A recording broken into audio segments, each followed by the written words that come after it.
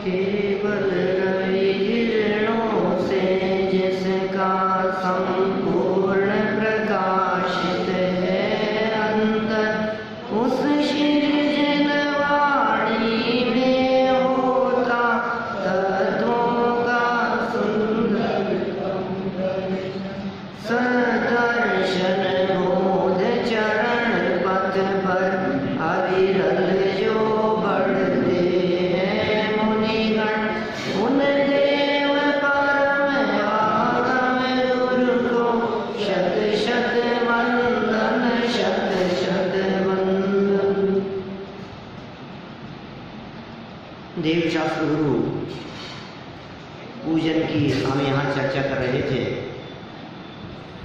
इस संदर्भ में स्थापना से लेकर जल, चंदन, अक्षत और पुष्प तक के छंद की चर्चा कल तक हम यहाँ कर चुके हैं। बहुत ही सुंदर और मार्मिक ये पूजा है। बहुत ही सुंदर और गंभीर भाव इस पूजन में भरे हैं। पुष्प के माध्यम से भी यहाँ हृदय के चोर को पकड़ने का प्रयास किया, अपने मन के चोर को पकड़ने की कोशिश की कि मेरे अंदर में कैसा चोर बैठा है, वो चोर निकल जाए। और भगवान के सामने अपनी गलती नहीं निकलेगी तो कहाँ निकलेगी? अपनी भूल यदि हम तीन लोग के नाथ के सामने नहीं सुधारेंगे तो कहाँ सुधारेंगे? कहते हैं ना, अन्य क्षेत्रे कृतम पापम धर्म क्षेत्रे विनश्यति, धर्म क्षेत्रे कृतम पापम वज्रलेपो भविष्यति। तो दूसरे स्थानों पर जहाँ कहीं पर भी हमने पाप किए हों, वो धर्म क्षेत्र में आकर के तो नष्ट होंगे। माने तीन लोक के नाथ जिनेंद्र देव के चरणों की शरण के अतिरिक्त दूसरा और कोई हमारे लिए उस पाप को धोने का मार्ग नहीं है, दूसरा कोई रास्ता ही नहीं है। भगवान के पास में आकर हमने बहुत स्पष्ट शब्दों में अपने अंदर का भेद भगवान के सामने प्रस्तुत कर दिया और यहाँ पुष्प समर्पित किया। अब देखिए आगे नैवेद्य से बात को आगे बढ़ाते हैं। अब तक अगणित जड़ द्रव्यों से प्रभु भूख न मेरी शांत हुई, तृष्णा की खाई खूब भरी, पर रीत रही युग युग से इच्छा सागर में प्रभु गोते खाता आया, चरणों में व्यंजन अर्पित कर अनुपम रस पीने आया। पंचेंद्रिय मन के षटरस्तज, ये लिखा है आपकी किताब में? अरे बदल दीजिए बल्जी बाबू जी ने थोड़ी सी पंक्ति, एक पंक्ति, कोई बात नहीं। तो ये कह रहे हैं यहाँ अब तक क्या हुआ? अब तक अगणित अनगिनती जड़ पदार्थों से प्रभु भूख न मेरी शांत हुई। अनगिनती जड़ पदार्थों से आज तक कभी मेरी भूख शांत नहीं हुई। पर उद्गल का भक्षण करके ये भूख मिटाना चाहिए थी। इस नागिन से बचने को प्रभु हर चीज बनाकर खाई थी। मिष्ठान अनेक बनाए थे, दिन रात भखे न मिटी प्रभुवर। अब संयम भाव जगाने को लाया हूँ ये सब थाली भर। तो वो भी नैवेद्य का ही छंद है। यहाँ क्या कह रहे हैं? अगणित अनगिनती जन्म से आज तक कितने लड्डू खाए होंगे, कितने प्याले खीर के पिए होंगे, कितने रसगुल्ले खाए होंगे, कितने गुलाब जामुन खाए होंगे, कितने मालपुए खाए हैं आपने, कितने मक्खन बड़े खाए हैं, बताओ कितने किलो बचपन से आज तक आपने बादाम का हलवा खाया है, कितनी रोटियां खाई है, कितने गिलास पानी के पिए हैं। कभी तो भर गया होगा, कभी तो भर जाता, अब तक तो भर जाना चाहिए था। नहीं भरता है, कभी नहीं भरता है। इसलिए ऐसा कहा गया है कि ये जो हमारा शरीर है, यह शरीर तो फूटे घड़े जैसा है, भरे जाओ खाली का खाली। खाली का खाली है, कितना भी भरो खाली है। तो अब तक अगणित जड़ द्रव्यों से प्रभु भूख न मेरी शांत हुई। ये मुंह से ग्रहण करने वाली या पेट की भूख की बात नहीं कर रहे। ये भूख नहीं मिटती, कौन सी भूख नहीं मिटती? पेट की भूख तो फिर कदाचित घंटे 2 घंटे 4 घंटे के लिए ही सही शांत हो जाती है क्या, लेकिन जो तृष्णा की खाई है, जैसे देखो कई बार ऐसे प्रयोग नहीं करते हम, जब किसी के यहाँ छापा पड़ता है या समझ लीजिए यहाँ किसी के यहाँ बोरों में बंद धन निकलता है, कोई ऐसा होता है, तो फिर अपने को कैसा लगता है? भूख ही नहीं मिटती है, अनाप शनाप जोड़ने में लगा रहता है। तो हम कैसे शब्दों के प्रयोग करते हैं उसके लिए? भूख तो देखो, उस भिखारी के यहाँ देखो कितना निकला है और फिर भी भीख मांगता है, इतना होते हुए भी। ये भूख नहीं मिटती, ये तृष्णा की खाई है, ये तृष्णा नहीं मिटती है, ये आकांक्षाएं इच्छाएं हमारी नहीं मिटती है। इसको खूब भरने का प्रयास किया हमने, इन इच्छाओं को, इन आकांक्षाओं को जी इतना भरने का प्रयास किया, अब भर जाए, अब भर जाए, अब भर जाए, खूब भरी। रिजल्ट क्या निकला? पर रिक्त रिक्त रिक्त रिक्त रही, वह रिक्त रही, फूटे घड़े की तरह, कभी इच्छाओं की पूर्ति होती नहीं। रिक्त रही वह रिक्त रही, खाली। रिक्त मतलब खाली। वापस बोल लो दोनों पंक्तियां। अब तक अगणित जड़ द्रव्यों से प्रभु भूख न मेरी शांत हुई, तृष्णा की खाई खूब भरी, पर रिक्त रही वह रिक्त रही। क्या कह रहे हैं? अब तक शब्द देखो वापस, अब तक अनगिनती जड़ पदार्थों से, धन है, पैसा है, हीरे जवाहरात है, माणिक मोती हैं, अच्छा कितने सेट बने हैं बोलो कि वो भूख मिट जाए हमारी? कितने कपड़े हो कि उसके बाद में आप ऐसा सोच लो कि अब तो जिंदगी भर कपड़े नहीं खरीदूंगा, इतने हो गए हैं। कितनी साड़ियाँ हों कि अब आपको ऐसे लगे कि अब तो साड़ी जिंदगी भर नहीं खरीदनी है। 25, 50, 100, 200, अरे 100, 200 से क्या होता है? अनगिनती है, हमें पता नहीं है, उनकी काउंटिंग पता नहीं है हमारे को कि कितनी है हमारे पास में, कितने सेट चाहिए, कितने साधन चाहिए, कितनी सुविधाएं चाहिए।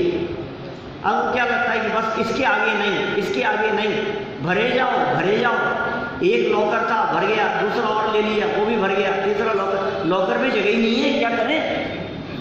लॉकर में जगह नहीं है क्या? लॉकर भर गए लेकिन मन नहीं भरता है क्या? ये खाई है, इसके लिए खाई शब्द का प्रयोग किया है। खाई किसे कहते हैं? कभी ना भरे, वो है खाई। कैसे कैसे भरे हो? खूब भरी, खूब भरी, दिन रात भरने की कोशिश की, अब भर जाएगी, बस एक और ये चीज ले ले, फिर तो मुझे कुछ नहीं चाहिए। बच्चों में भी ऐसी बात, बस एक चीज दिला दो बस ये, इसके बाद में फिर कुछ नहीं। अब फिर 2 दिन बाद में फिर नई चीज शुरू हो जाती है, फिर नई चीज शुरू हो जाती है। अच्छा कौन सी मिठाई खाने का मन है जिसके बाद में फिर आपको एक बार भरपेट खा लो ना। देखो भाई 3 दिन के लिए जाना है, यहाँ से बेंगलोर जाना है, साउंड बेंगोला पहुँचना है, ट्रेन से जा रहे हैं, 2 दिन का सफ़र है, बिना दर्शन किए हुए खाते नहीं हैं, बाजार का कुछ खाते नहीं हैं। अब क्या करें बोलो 2 दिन के सफ़र में? तो एक काम करो, आज ही इतना खा लो क्या कि पूरी ट्रेन में खाने की ज़रूरत ही नहीं पड़ेगी, भूख ही नहीं लगेगी। हो सकता है ऐसा? तुम कितना भी खा लो, खाली हो तो खूब भरी तृष्णा, पर रिक्त रही वह खाली की खाली रही, वो घड़ा खाली का खाली रहा। अब आगे क्या कह रहे हैं? युग युग से सागर में प्रभु को देखा आया,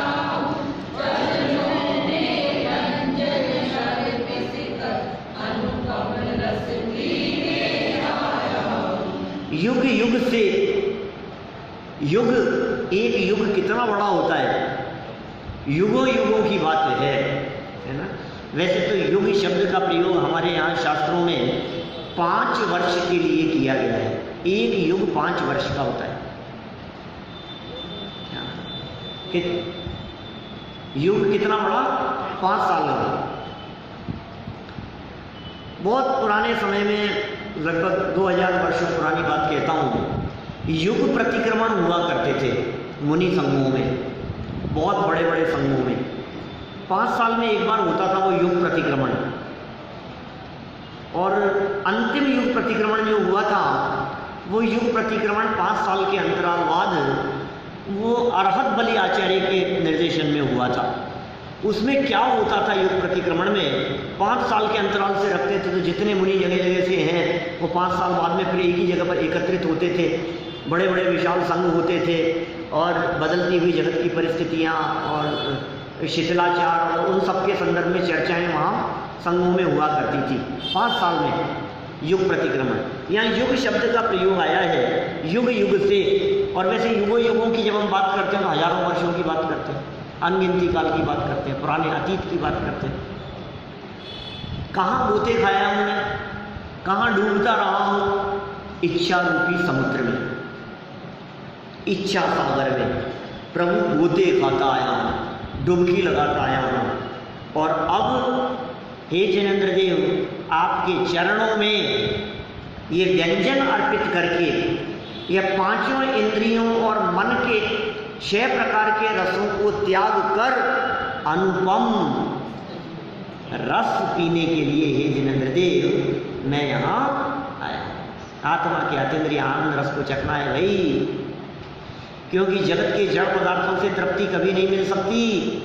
तृप्ति यदि ज्ञानियों को कहीं मिलती है तो वो अपने स्वभाव में मिलती है, पर में कहीं तृप्त होने की गुंजाइश नहीं, पर में तृप्ति होती ही नहीं है। इसलिए अपने में आ जाओ और तृप्त हो जाओ।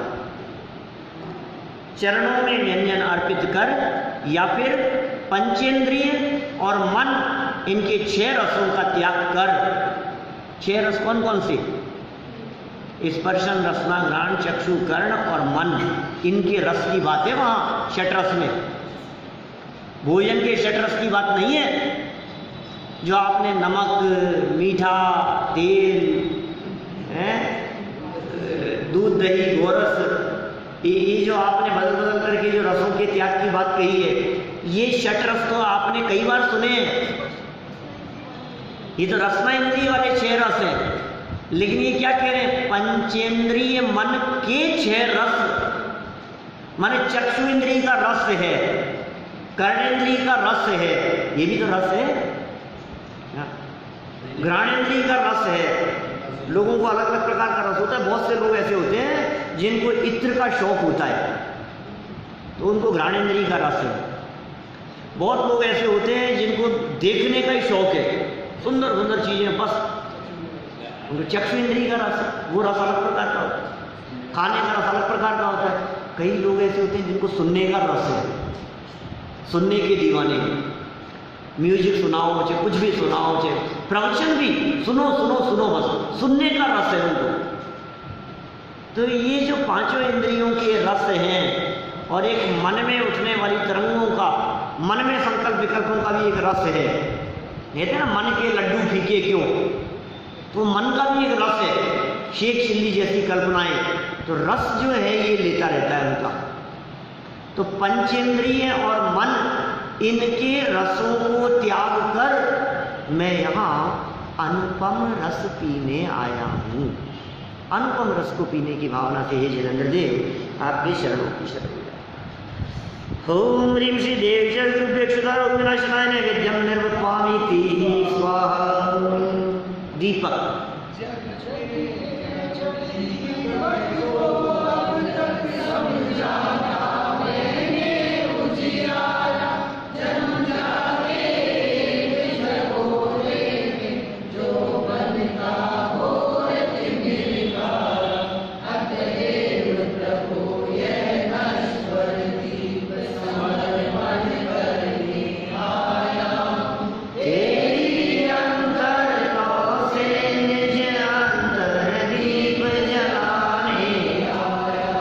कह रहे हैं, अंतर्दीप जलाने आया हूँ।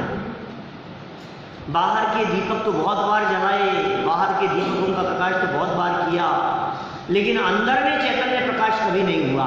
बाहर के दीपकों को जलाने से अंदर में मोह अंधकार नहीं मिटा। इसलिए क्या होगा उस दीपक को जलाने से, बाहरी दीपक को जलाने से? जग के जड़ दीपक को अब तक समझा था मैंने उजियारा। जग का जो जड़ है, जो दीपक, उसको मैंने उजियारा समझा था, उसको मैंने प्रकाशित करने वाला समझा था। जग के जड़ दीपक को, जड़ी है दीपक, और ये समझता था मैं दीपक जलाओ प्रकाश हो जाएगा, दीपक जलाओ उजाला हो जाएगा, दीपक जलाओ अंधकार भाग जाएगा। भैया कौन सा अंधकार? अज्ञान तिमिरांधानाम, अंधकार तो अज्ञान का है। तुम बाहर के अंधकार को मिटा करके सोच रहे हो दीपक जला करके भी अंधकार मिट गया। नहीं नहीं, अज्ञान अंधकार कैसे मिटेगा? उसका कुछ उपाय किया कि नहीं, ये बताओ। अज्ञान अंधकार को मिटाने का प्रयास तो नहीं किया था हमने आज तक कभी। तो अगर तुमने कभी अज्ञान अंधकार को मिटाने का प्रयास नहीं किया और समझ ये रहे थे कि दीपक जलाऊंगा तो प्रकाश हो जाएगा। इस दीपक की उपयोगिता भी उस जमाने में थी जिस जमाने में लाइट नहीं थी। पता है आपको, आरती माने होता है गुणानुवाद। आरती, भक्ति, स्तुति, जिनेंद्र देव के गुणों का स्मरण, वो कहलाता है आरती। पुराने समय में, आज के 100 साल पुरानी बात, बिजली का आविष्कार हुए लगभग 100 साल हुए होंगे हिंदुस्तान में बिजली आई। 100 साल से पहले बिजली नहीं थी सब, है ना। उससे पहले लाइट नहीं थी तो घरों में क्या होता होगा। हमारे यहाँ जैन परंपरा में बहुत पुराने समय से ही धार्मिक विचारधाराएं रही हैं और प्रतिदिन दोनों समय जिनेंद्र देव के दर्शन करने की परंपरा रही है। घर में लाइट होती नहीं थी, टीवी होती नहीं थी, घर के बाहर निकलते थे, चौपाल लगती थी, बैठ जाते थे, चबूतरे पर बैठ जाते थे। घर से बाहर निकल करके लाइटें नहीं होती थी तो घर में घुस करके क्या करेंगे शाम से, तो अंधकार होता था। जैसे ही दिन ढलने लगा, दिन में भोजन कर लिया, भोजन आज से निवृत्त हो गए, रात्रि भोजन का कुछ काम नहीं होता था, तो दर्शन करने के लिए मंदिर जाते थे।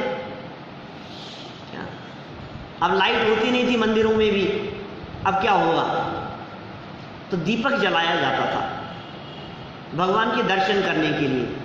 और अकेला दीपक जला करके वेदी के पास में सामने रख दिया तो उससे ढंग से दर्शन नहीं होते थे। तो हाथ में दीपक लेकर जिनेंद्र देव की प्रतिमा को ढंग से देखने के लिए स्तुति बोलते हुए, दीपक तो हाथ में, और दीपक को नीचे से लेकर के ऊपर तक भगवान के स्वरूप को अच्छे से देखने के लिए, समझे? निरखो अंग अंग जिनवर के, जिनसे झलके शांति अपार। वो दीपक जला करके वो दर्शन किए जाते थे। फिर क्या होता था कि एक व्यक्ति ने कर लिए तो पीछे दूसरे को कहते ले तू भी देख दर्शन कर ले, क्या? तो दीपक दूसरे के हाथ में पकड़ा दिया जाता था और वो नजदीक से भगवान के स्वरूप को देख करके वो दर्शन कर लिया करता था। कब लाइट नहीं थी, भगवान के दर्शन करने दीपक हाथ में। अच्छा बतलाओ, अपने इस बड़े मंदिर में 300 साल पुराना मंदिर है ना, 100 साल पहले लाइट नहीं थी तो क्या होता होगा उस समय में? तो हाथ में दीपक लेकर, कितना विशाल मंदिर है, कितनी वेदियां हैं, तो दीपक हाथ में लेकर के यहाँ दर्शन कर लिए। अब बढ़कर के दीपक हाथ में लेकर के आगे गए तो आगे वाली वेदी के दर्शन कर लिए, क्या? और स्तुति बोलते जा रहे हैं, आरती की परंपरा चालू हुई। लेकिन आज के समय में उसकी क्या उपयोगिता दिखती है? कुछ उपयोगिता समझ में नहीं आती है। ये साहब यदि दीपक नहीं जलाएंगे तो अंधकार कैसे मिटेगा? कौन सा अंधकार मिटाना है तुम्हें, पहले ये तो नक्की करो। अज्ञान अंधकार यदि तुम्हारे को मिटाना है तो ज्ञान रूपी दीपक को जलाने से मिटेगा, बाहरी जड़ दीपक को जलाने से नहीं मिटेगा। एकेंद्रीय जीव है हमारे यहाँ, अग्नि को जीव कहा है, पता है? पृथ्वी का एक जीव है, जल का एक जीव है, अग्नि का एक जीव है, वायु का एक, वनस्पति का एक जीव है। नाम तो याद हो गए होंगे ना, पहले की थी थोड़ी बहुत चर्चा हमने। एक अग्नि कायिक जीव है, अग्नि ही उनका शरीर है, वो अग्नि जली है, तो अग्नि कायिक जीव है। और इतना ही नहीं, अग्नि कायिक जीव का ही सवाल नहीं है, उस अग्नि कायिक जीव की लौ में जलकर वो कीट पतंगे भी आकर के वो अपने प्राण गंवा देते हैं, चारेंद्रीय जीव भी आकर के। इसलिए यदि जरूरत नहीं है तो कुछ उसकी उपयोगिता नहीं है, और यदि कहीं जरूरत लगती है आपको तो हटा करेगी। बहुत घोर अंधकार है किसी जगह पर, मंदिर में दर्शन करना है, दिन में 2 बजे भी अंधकार है, लाइट भी नहीं है, तो क्या कर सकते हैं आप? तो आप जैसे मोमबत्ती जलाते हैं, जैसे दीपक जलाते हैं, जैसे लालटेन जलाते हैं, उस तरह से आप उसका प्रयोग कर सकते हैं। लेकिन धार्मिक दृष्टि से इसका कुछ औचित्य वर्तमान युग में समझ में नहीं आता है। झंझा के एक झकोरे से, झंझा हवा का एक झोंका आया और ये दीपक जो प्रकाश करने वाला था ये घोर अंधकार में बदल जाता है। झंझा के एक झकोरे से, झकोरे में जो बनता घोर तिमिर, घोर अंधकार जैसा ये बन जाता है। अतएव इसलिए हे प्रभु ये नश्वर दीप समर्पित करने आया हूँ। ये नश्वर है, ये दीप नष्ट हो जाने वाला है, इसको तो समर्पित करने आया हूँ आपके चरणों में। और आपके अंतरंग लौ से, माने आपके केवल ज्ञान रूपी दीपक से, आपकी दिव्य ध्वनि से, आपकी वाणी से, तुम धुनी है सुनी, आपकी जो धुनी है, ध्वनि है, उससे निज अंतर का मेरा ये श्रुत ज्ञान रूपी छोटा सा दीपक भी जो मिथ्या ज्ञान और मिथ्या अंधकार युक्त था, उसे ज्ञान में बदलने की भावना से मैं आपके चरणों की शरण में आया हूं। ये दीप जले, क्या दीपक बुझाने का काम नहीं, यहां तो दीपक जलाने का काम है। बर्थडे में बुझाते क्या? क्या दीपेश जी, आज जन्मदिन है दीपेश जी का, क्या माने हमारा जन्म हुआ कैसे मनाते हैं बोलो? ये परंपरा अपने यहाँ की नहीं, काट काट करके मनाने की परंपरा है ना, ये तो पाश्चात्य संस्कृति है। हमारे यहाँ तो लड्डू बांधा जाता है, लड्डू बांटा जाता है, खिलाया जाता है, काटा नहीं जाता। और वो दीपक, वो भी परंपरा किसी ने चलाई होगी, समझ लो आप, है दीपक जला करके बुझाने की परंपरा जन्मदिन के दिन, वो भी कैसे चली होगी? वो क्या करते हैं, केक के ऊपर मोमबत्ती जलाते हैं। कितनी जलाते हैं? जितने साल, जितने बीत गए उतनी। और जलाता कौन है उसे?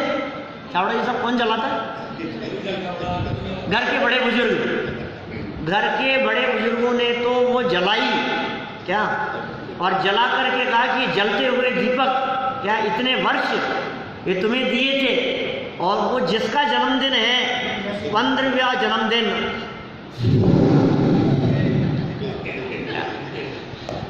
कि बोले आपने तो जलते हुए दिए थे, लेकिन मैंने सब के सब ये 15 साल अंधकार में बिता दिए, क्या सब बुझा देता है, घोर अंधकार में बन जाता है। क्या जीवन की सार्थकता किसमें है, अपने जन्म की सार्थकता किसमें है कि काम कुछ ऐसा हो कि दोबारा जन्म नहीं लेना पड़े, ऐसा काम कुछ हो, अनंत संसार का अंत हो जाए, जन्म मरण का अभाव हो जाए, साधे अनंत काल के लिए सिद्ध दशा की प्राप्ति हो जाए, तब तो जन्म की सार्थकता है। ये जन्म लेना कोई अच्छी बात थोड़ी ना क्या? और ये साल गिरा, क्या कहते हैं, शब्द क्या बता रहा है?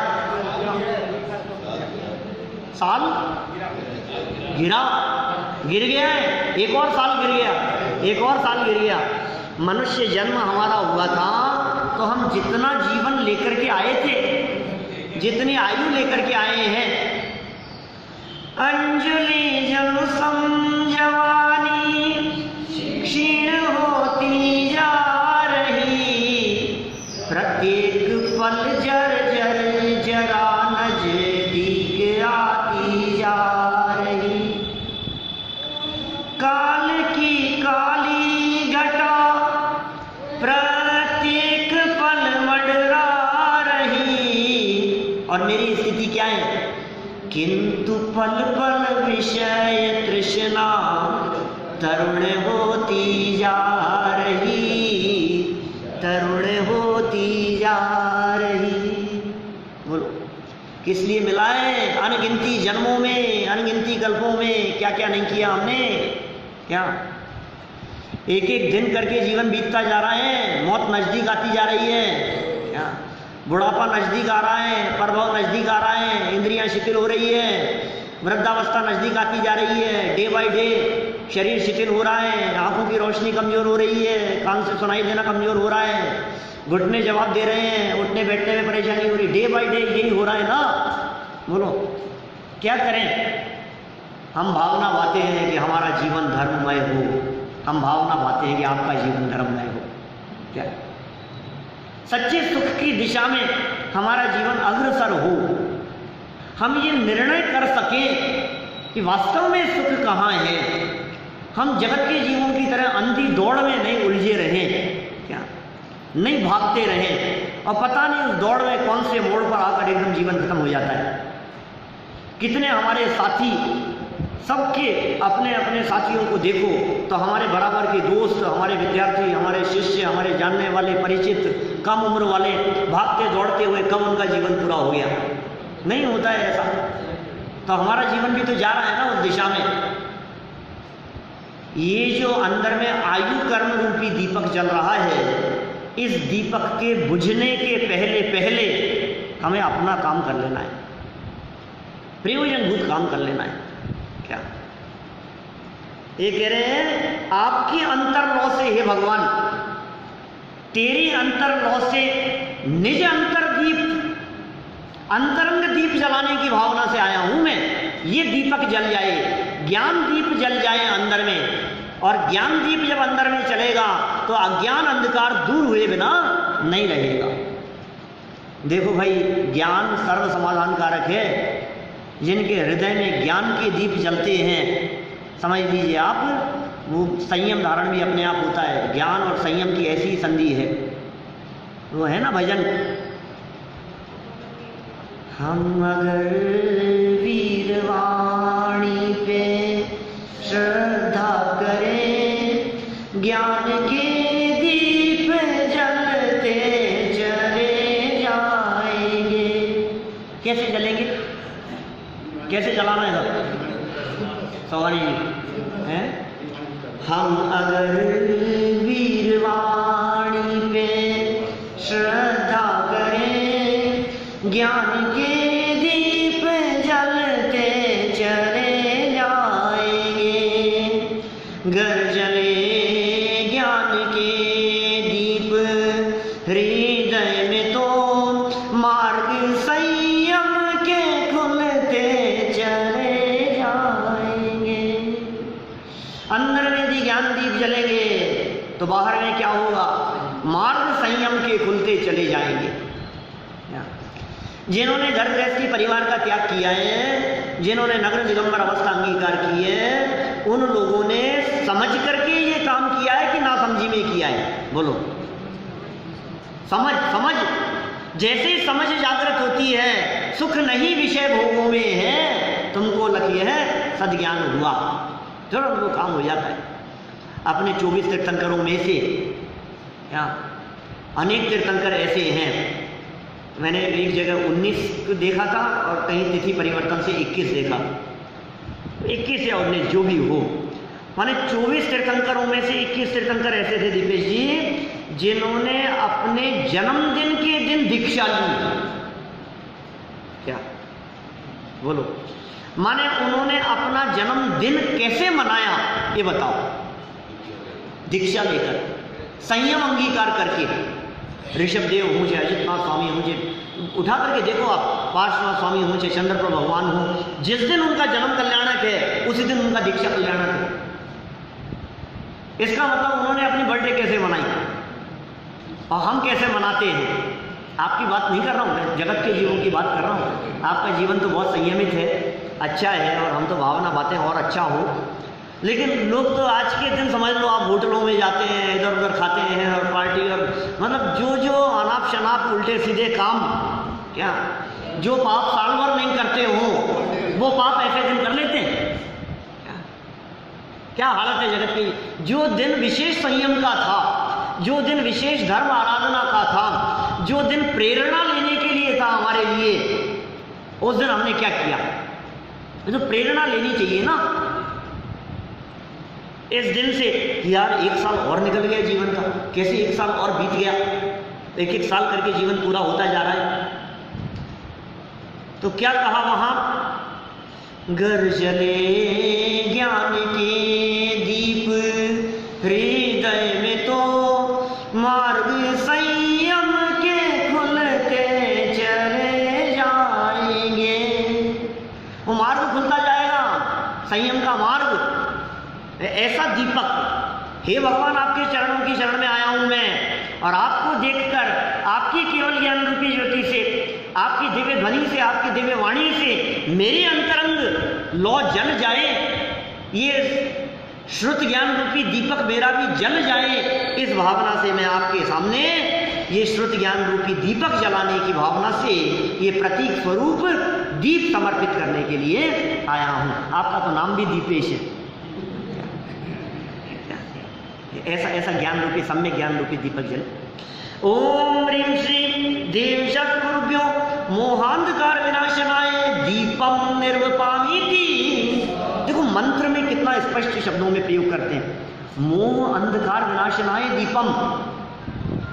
सारे मंत्रों में यही है ना। दीप समर्पित करते हुए क्या मंत्र बोलते हैं आप। यहाँ इन्होंने क्या कहा, अज्ञान अंधकार विनाशनाय। एक ही बात है, मोह अंधकार, अज्ञान अंधकार। अंधकार कई तरह के हैं। मोह अंधकार विनाशनाय, तो बाहर में हमने दीपक जलाया क्या, अब इससे मोह का अंधकार कैसे मिटेगा ये बता दो मुझे। भाई साहब जहां जहां जनवाणी में और जितने लोग वो दीपक का छंद बोल करके दीपक जलाते हैं, समझ लो अपने भी प्रतिष्ठा विधान आदि के अंदर एक बहुत बड़े प्रतिष्ठाचार्य नाथूलाल जी सिद्धांत शास्त्री, नाथूलाल जी प्रतिष्ठाचार्य की बात करता हूँ, सिद्धांत शास्त्री थे क्या पता नहीं, सिद्धांत सूरी कहलाते थे, इंदौर के प्रतिष्ठाचार्य, बहुत बड़े प्रतिष्ठाचार्य थे। और उनके शिष्य हैं वर्तमान में अपने बांजन जी, रमेश जी बांजन। उनसे चर्चा चल रही थी एक बार, तो उन्होंने प्रयोग बतलाया, वो भी प्रतिष्ठाचार्य हैं, अभी बहुत जगह प्रतिष्ठा कराते हैं। तो उनसे चर्चा चल रही थी, हमारी चर्चा कई बार होती है उनसे। तो उन्होंने कहा कि जहाँ जहाँ प्रतिष्ठा विधान आदि के अंदर भी, चाहे वो वेदी प्रतिष्ठा का प्रसंग हो, चाहे और भी किसी का प्रसंग हो, जहाँ जहाँ दीपक का छंद वहाँ आता है, पुराने छंदों में जब हम देखते हैं तो उसमें अज्ञान अंधकार को दूर करने वाले दीपक की चर्चा होती है, वही दीपक है। तो अज्ञान अंधकार को दूर करने वाला दीपक यदि कोई है तो वो दीपक वास्तव में जिनवाणी है। उस जिनवाणी के लिए दीपक शब्द का प्रयोग किया है जगह जगह, ऐसा वो बतलाते हैं। हमने क्या किया कि हमने उस जड़ दीपक को दीपक समझ लिया। वीर हिमाचल ते निकसी, उसमें भी है ना, श्री जिन की ध्वनि दीप शिखा सम। श्री जिनेन्द्र देव की ध्वनि कैसी है, दीपक की शिखा के समान है। जो नहीं होते प्रकाशनकारी, वो असली में प्रकाश करने वाली है, अर्थ के प्रकाशी हैं वो, मांगलिक उपकारी हैं, वस्तु स्वरूप को बतलाने वाले। चलो कोई बात नहीं, दीपक की बात हुई, आगे चलते हैं धूप की तरफ। क्या कहना चाह रहे हैं, जड़ कर्म घुमाता है मुझको ये मिथ्या भ्रांति,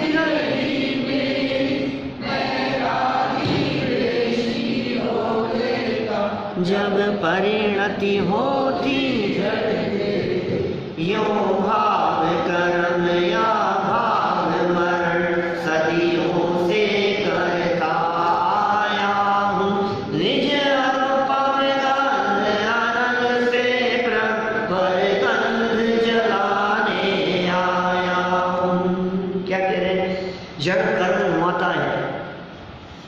ये जड़ है कर्म जो मेरे को घुमा रहा है, ये जगत में परिभ्रमण करा रहा है कर्म मेरे को। कर्म घुमाते हैं, कर्म बुलाते हैं, मैं क्या करूँ साहब, ऐसे कर्म का होते, मैं क्या करूँ साहब, कर्म का होते। चुप रहे, तू कर्म को नष्ट कर सकता है, अपनी सामर्थ्य को पहचानता नहीं, अपनी ताकत को पहचानता नहीं। ये कर्म यदि इस जीव के ऊपर हावी हो जाए तो ये जीव कभी भी मुक्ति की प्राप्ति नहीं कर सके। लेकिन कर्म तेरे ऊपर हावी नहीं होवे, तुझे कर्मों के ऊपर हावी रहना चाहिए। ये जड़ कर्म मुझे घुमाए, ये मेरी भ्रांति मिथ्या है, यह मिथ्या भ्रांति रही मेरी। तो मैं क्यों परिभ्रमण करता हूं कि राग और द्वेष के कारण मैं रागी हो लेता हूं, मैं द्वेषी हो लेता हूं। राग द्वेष और कषाय करना मेरा काम है, कर्म बांधना मेरा काम नहीं। मैं कर्मों से भिन्न एक तत्व हूं। मैं रागी द्वेषी हो लेता जब परिणति होती जड़ केरी, जड़ जैसी हो जाती है रागी द्वेषी होकर के मेरी परिणति, परिणति मतलब अवस्था। और यूं भाव कर्म करता रहता हूं, भाव मरण करता रहता हूं, सदियों से करता आया हूं। ये क्या होते हैं भाव कर्म और भाव मरण? बोलो। नीचे लिखा है राग द्वेष मोह रूपी विकारी भाव ही भाव कर्म है। भाव कर्म तो जानते ही हैं अपन, राग द्वेष विकारी भाव हमने पढ़े थे, भूल गए क्या आपको? द्रव्य कर्म, भाव कर्म और नौ कर्म। द्रव्य कर्म क्या थे? ज्ञानावरण, दर्शनावरण, मोहनी आदि 8 कर्म वो द्रव्य कर्म थे।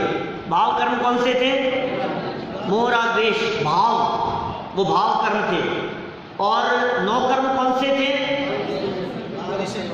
ये सब संयोग बाहरी, ये सब नौ कर्म हैं। तो कहा नौ कर्म में मेरी चलती नहीं है क्या?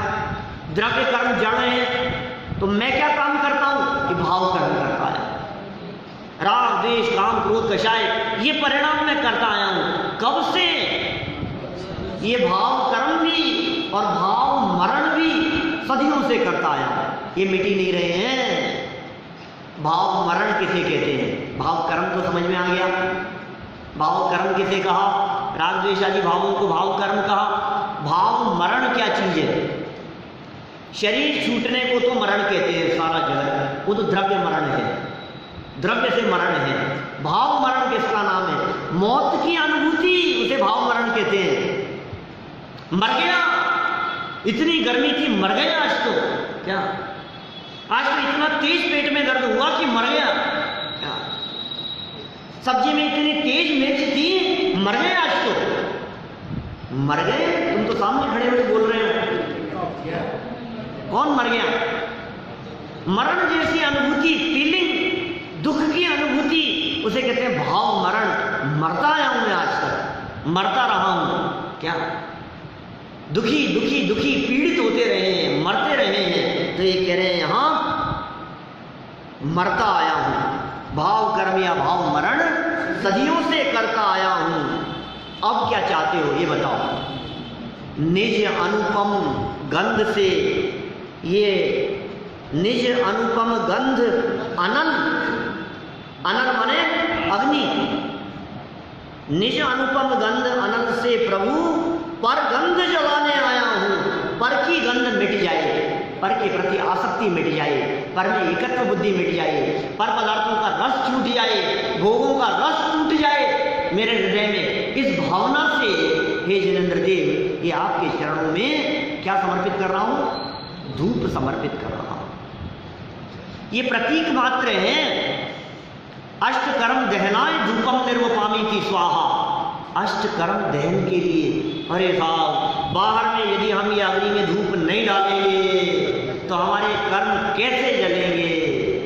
तो रोजाना पूजन में तो बोलते हो, यह धूप अनल में खेने से कर्मों को नहीं। क्या गलत बोल रहे हो आप लोग?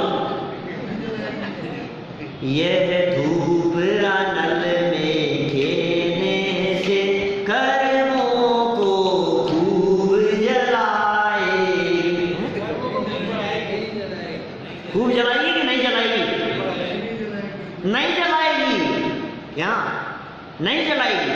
अग्नि में धूप डालने से कर्म नहीं जलेंगे, इस धोखे में मत रहना। जीव जलेंगे। आपको अंदाजा है? ये हमारे यहाँ की परंपरा नहीं है। ये हमारे इस दिगंबर जैन तेरापंथी बड़ा मंदिर, क्या इस मंदिर की परंपरा नहीं है। बात यही की नहीं है। शुद्ध हमने जो जैन परंपरा की जो है, क्या बीतरागी संतों की, आचार्य कुंद स्वामी की जो परंपरा है, उस परंपरा में ये बात ठीक नहीं, उचित नहीं। अहिंसा प्रधानी है, नरम ये काम नहीं कर सकता है। मैंने तो कल की थी बात, कल खड़े होकर के थोड़ी बहुत चर्चा चल रही थी।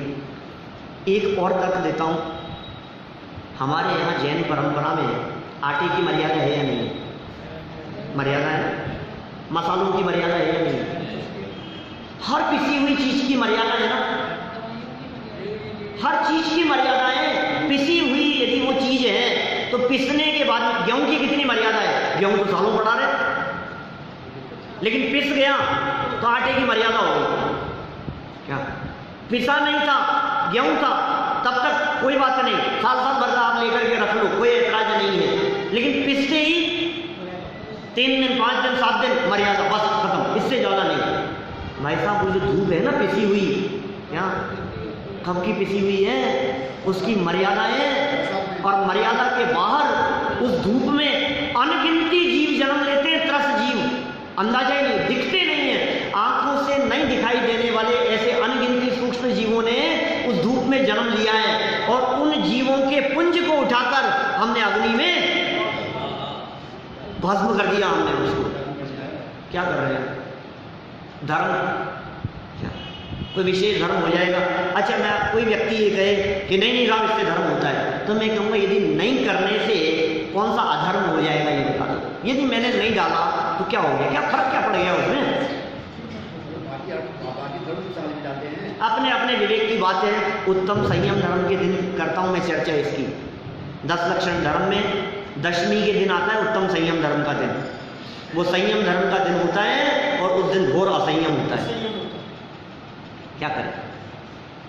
कई लोग तो स्पष्ट कहते हैं मंदिर के जीवों को मारने के लिए। अब आप क्या करें? जो लोग डायरेक्टली ये बात कह रहे हैं जीवों को मारने के लिए, अब उनसे तो क्या बात कही जा सकती है? मारने का धर्म नहीं है भाई हमारे यहाँ। क्या ये प्रतीक स्वरूप है ना? पर की गंध मिटे वो जले, इस भावना से धूप समर्पित है। चलो एक और छंद ले लेते हैं, फल का अपन फटाफट 4 मिनट है, 3-4 मिनट। जग में जिसको निज कहता है, मैं छोड़ मुझे चल देता है। मैं आकुल व्याकुल हो लेता, व्याकुल का फल व्याकुलता है। मैं शांत निराकुल चेतन हूँ, है मोती रमा सहचर मेरी। ये मोह तड़क कर टूट पड़े, प्रभु सार्थक फल पूजा तेरी, प्रभु सार्थक फल पूजा। क्या कहा? जग में जिसको निज कहता मैं, किस किस को अपना कहता हूँ, ये मेरे हैं, ये मेरे हैं, ये अपने हैं। और फिर क्या होता है? छोड़ मुझे चल देते, छोड़ करके चल दिए। ये जगत का स्वरूप नहीं है ऐसा। जग में जिसको निज कहता मैं, वह छोड़ मुझे चल देता है। अरे वो तो छोड़ करके चल ही देता है क्या? लेकिन हम भी तो उनको छोड़ के चल देंगे, इस बात का विचार नहीं है। बोलो, शादी हुई, 7 फेरे हुए, क्या ये संबंध टूटेगा कि नहीं? कभी ये संबंध छूटेगा कि नहीं? कभी साहब शुभ बोलो, आप क्या बात कर रहे हो? ऐसे प्रसंग में ऐसी बात मत करो। अरे 2 में से एक को तो पहले जाना ही है क्या? ये जोड़ा तो टूटेगा ही ना, कोई तो पहले जाएगा 2 में से। जब मैं जिसको अपना कहता हूं, हर वस्तु के संदर्भ में, ये गाड़ी मेरी, ये मोबाइल मेरा, ये घर मेरा, ये चीज मेरी, ये मेरे बहुत अच्छे, ये अच्छा लगता है, ये कुर्ता बहुत अच्छा लगता है। अरे भाई साहब कोई चीज परमानेंट नहीं है। जम किंची भी उत्पन्नम तस्य विनाशो हवे नियमेन। जो कुछ भी उत्पन्न होता है उसका विनाश नियम से होता है, नियम से होता है, नियम से होता है। वह छोड़ मुझे चल देता है। फिर हालत क्या होती है? मैं आकुल व्याकुल हो लेता। अच्छा, रिजल्ट क्या होगा उससे? तो रोले, माता पकड़ ले अपना, क्या करूं हे भगवान, वो छोड़ करके चले गए, ये चले गए, वो चले गए। अरे होगा क्या उससे ये बता? आकुलता व्याकुलता, व्याकुल का फल व्याकुलता है। इसलिए समझदारी किसमें है? जगत के पदार्थों को अपना कहना ही नहीं, अपना मानना ही नहीं। अपना सो जावे नहीं, और जावे तो अपना नहीं। क्या अपनी ज्ञान निधि, अपनी समझदारी, अपना विवेक, अपनी बुद्धि, अपने गुण धर्म शक्तियां, ये अपने में से छोड़ करके कभी जाती नहीं है। और जो बाहरी संपदा चले जाती है वो संपदा अपनी है नहीं। मैं आकुल व्याकुल हो लेता, व्याकुल का फल व्याकुलता है, मैं शांत निराकुल चेतन हूँ। शांति से विचार तो करो, मैं तो शांत हूं, मैं तो निराकुल हूं, मैं तो चेतन हूं। ये लक्ष्मी आने जाने वाली है, ये चंचल है जगत के पदार्थ, कभी आते हैं चले जाते हैं, आज तक कभी किसी की नहीं हुई। ये धन आज तक किसी का नहीं हुआ, ये जमीन आज तक कभी किसी की नहीं हुई, ये धन वैभव दौलत आज तक कभी किसी की नहीं हुई। मालिक बदलते रहते हैं। मैं तो चेतन हूं और मुक्ति रमा, मुक्ति रूपी स्त्री वो मेरी सहचारी है, उसका साथ नहीं छूटेगा कभी। बोलो, जगत में पत्नी का साथ छूट जाए, लेकिन मुक्ति स्त्री से एक बार विवाह हो गया, माने मोक्ष की प्राप्ति यदि हो गई, तो फिर वो संबंध कभी भी नहीं टूटेगा। इसलिए हे जिनेंद्र देव, ये फल का छंद समर्पित करते हुए मैं भावना भाता हूं, यह मोह तड़क कर टूट पड़े, प्रभु सार्थक फल पूजा तेरी। ये जो पर के प्रति मोह है, पर के प्रति जो अपनेपन का भाव है, ये तड़क जाए, तड़क करके टूट पड़े तो क्या होगा? आपकी पूजा का फल सार्थक हो जाएगा। बाकी घर में शांति रहे चाहे नहीं रहे, क्या बिजनेस बढ़े चाहे नहीं बढ़े, तबीयत ठीक रहे या नहीं रहे, धन दौलत वैभव खूब मिले चाहे नहीं मिले, कुछ भी हो कोई फर्क नहीं पड़ता है। सार्थकता किसमें है आपकी पूजा की? मोह यदि तड़क करके टूट पड़ा तो हे जिनेंद्र देव, ये फल सार्थक हो गया। ओम ह्रीं श्री देवशस्भ्यो मोक्ष फल प्राप्त फलम निर्वपामीति स्वाहा। इस तरह से हमने यहाँ फल तक की चर्चा की है। अर्घ की चर्चा करते हुए कल जयमाला की तरफ आगे बढ़ेंगे। अभी की बात करेंगे।